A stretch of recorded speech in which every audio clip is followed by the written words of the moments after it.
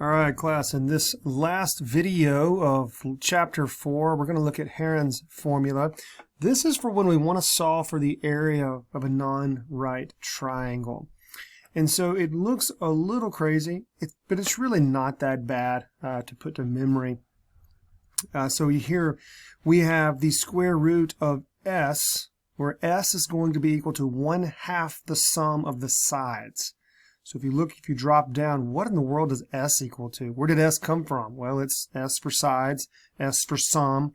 It's 1/2 the sum of the side lengths of the triangle. But it gets a little more complicated than that. Now, we're not going to try to prove this by any means. I just want you to understand what it is and how to use it. And so if we take the sum, 1/2 of the sum of the side lengths, s, and we're going to multiply that by each of the side lengths after they've been subtracted from s.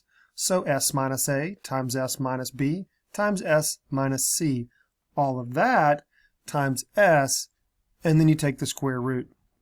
Listen, again, we're not going to try to prove it. I just simply want you to understand this formula, that it exists. We have other things we're going to focus on in class, but we need some practice with it. So why not example 7 here?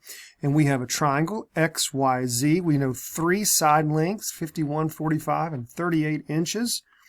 And we want to know the area. The first step would be to figure out S.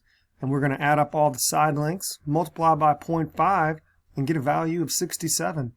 We'll simply plug 67 into our formula.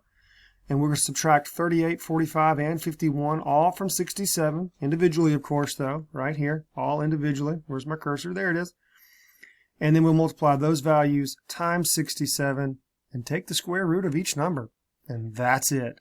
And that will give you the area of this non-right triangle, 827 square inches. I encourage you to go ahead and try 7a and 7b. Try not to look at the green part. Just look at the black part. And you should be able to follow through and check your work. And this is pretty straightforward. You shouldn't have any problems on this. If you do, of course, make sure you ask. But again, this is Heron's formula, and we are simply solving for the area of non-right triangles. And why don't we look at one more example, 8. What if we're given side angle side? What if we're given the area of a triangle given side angle side? Okay, and so let's look at example 8 there at the bottom. They have given us this obtuse triangle, GHJ, and we know G is 7, H is 10, and J is 108 degrees, and we want to know the area. And so in this case, we can't quite use Heron's formula. We don't know that other side length.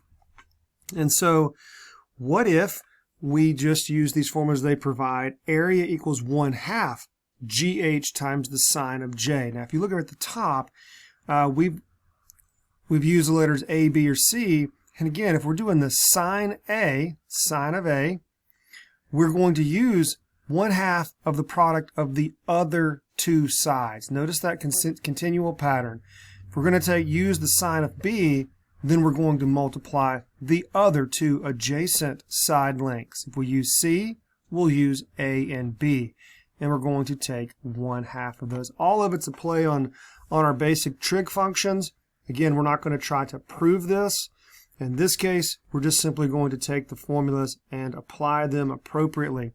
So if we know angle 108, we're able to take 7 and 10, the two adjacent side lengths, multiply those together, and then by 0.5, take the sine of 108, multiply it, 33.3 square centimeters. Go ahead and try 8A and 8B. Again, you're given an internal angle with two adjacent side lengths on both of these, and you should be able to solve accordingly.